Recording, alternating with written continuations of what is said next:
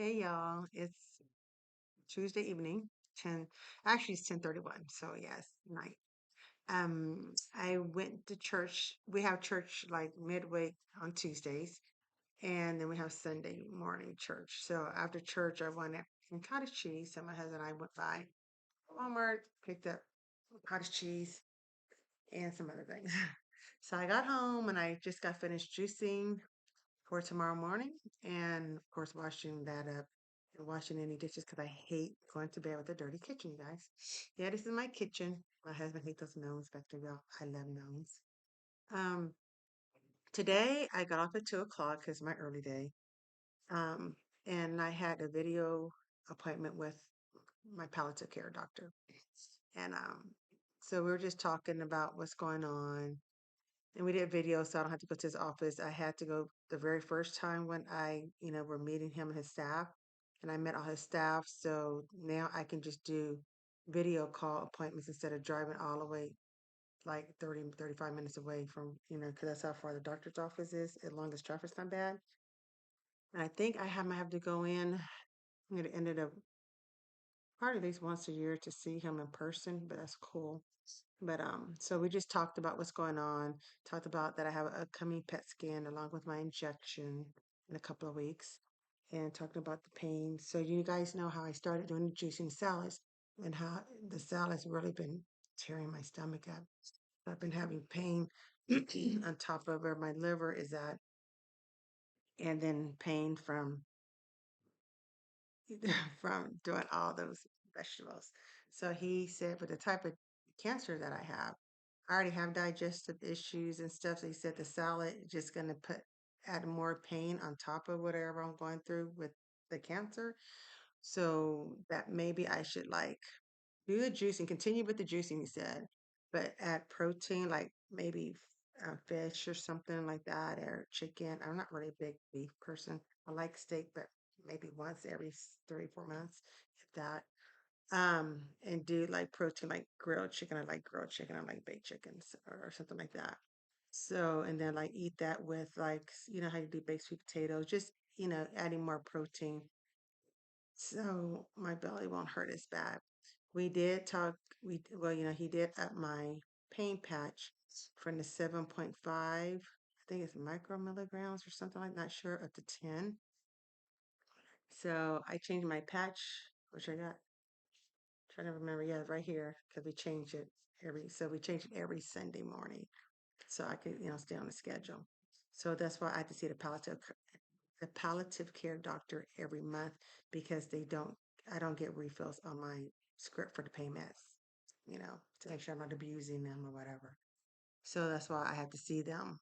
So I'm good on oxycodone. I think I have, or oxycontin. I'm not sure, one of those oxys. So I told, oh no, I think I have over like 85, 90 pills left. I don't hardly use them not unless I really have to. But I can't take up to 6 times a day. But last week I might have did 4, 5 for the week, not days. And that was just because the pain got bad. So we're gonna see how that goes, you guys. So we ordered that. Of course, pharmacy didn't have it, so I have to wait for them, but that's cool because I don't really need it to Sunday anyway. So then we went to church tonight. We had like foot washing and because it's that time of year for us, at our church we do it yearly. And then Sunday we'll have communion. And while I was at church, you guys, I don't know, it's just like my mind just is always running, it's always going, going, going. And to be honest, for the most part, I don't think about the cancer or anything, not unless I'm in pain. And I've been in a lot more pain than normal for me. And sometimes I feel like I'm alone. Like I don't know anybody that has this type of cancer or is going through this type of cancer or know anybody whose family member has this or whatever. So, I mean, there's a couple of older ladies, and when I say older, I mean they're like in their late 70s, early 80s that had breast cancer and they're in remission or stuff, but not the same, and it's just hard because it's like you feel like you're alone, that you don't have anybody to talk to. And I do have my husband, and And my husband is an amazing caregiver, an amazing husband, amazing provider. But sometimes I feel guilty because, because he doesn't have anybody to talk to. You got to think about it, you guys. Yes, we have the cancer and we're going through it. We're going through the emotional, and I'm going to cry. And I've been so weepy this past week, past 3 or 4 days. The pain makes me like this, I think.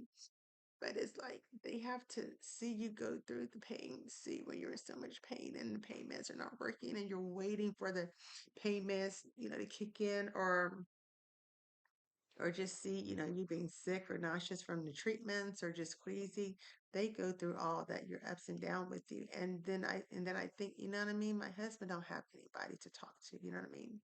So he's carrying that burden of not being able to do anything. You know how men are. The majority of men are fixers. They want to fix stuff. And this is something he cannot fix. And it probably is driving him crazy because he cannot fix this. The only thing he can do, which is amazing, is pray for me. And then I was thinking, I said, you know what? I said, I'm pretty sure you think about Jesus when he was on the cross and he died for us and he was alone. Even when all of them, fled and left him, when he got flogged and all that, he was by himself. Of course, I'm not comparing my cancer to that because I didn't take on the sins of the world. Thank you, Jesus, for that. But I'm pretty sure he knew what it felt to be alone. It's like you have, because right now my husband and I live in the state of Missouri. We do not have family. I was raised in military. I was born and raised in military. So my father and was in the army. My stepfather was in the army. My first and second husband were both in the army, and my husband now was in the Marines. So I'm just a military brat.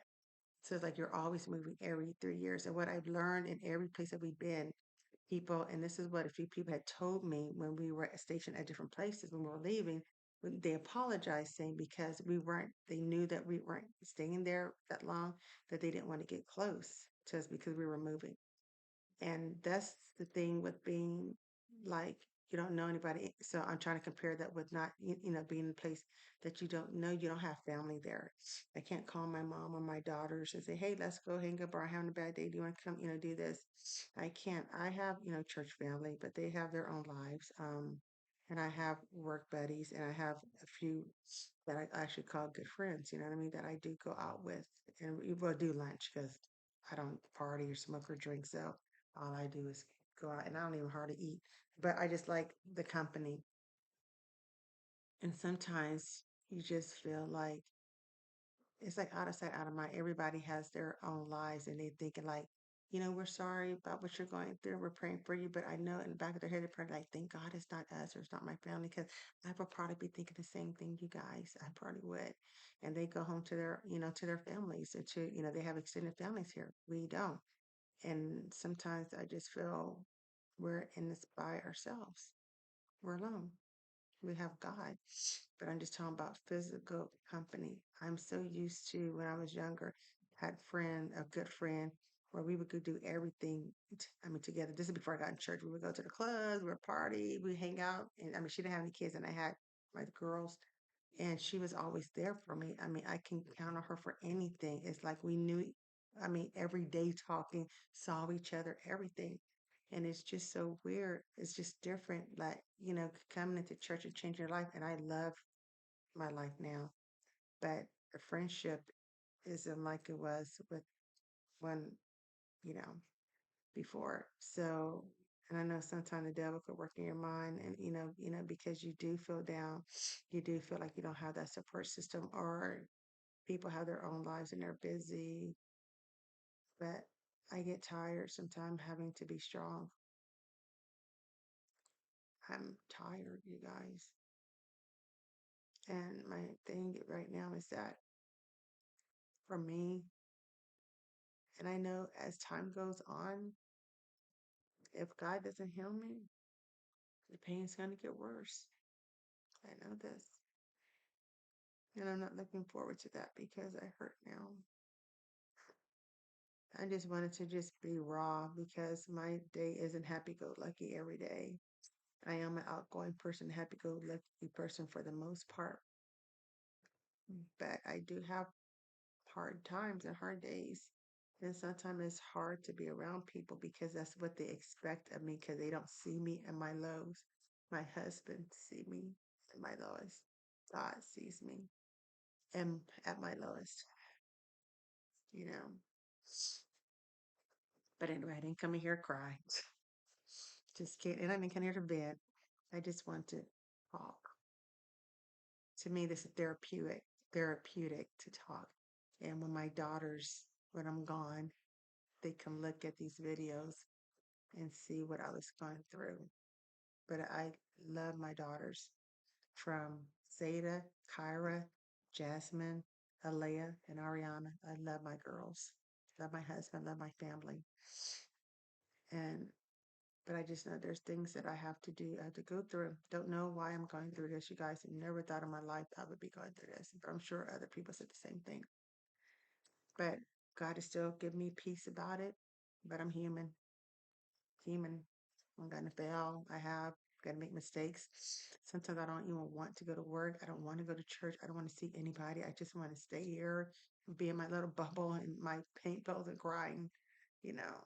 But I make myself get up and keep going because the minute that I stop doing that, I don't know if I would be able to get up or to continue on if I give up, and I cannot give up. I will not give up. With Jesus' help. So, well, you guys ready to get off? Is I'll get into my 12-minute point. And you guys have a blessed day, and I will see you guys on Friday.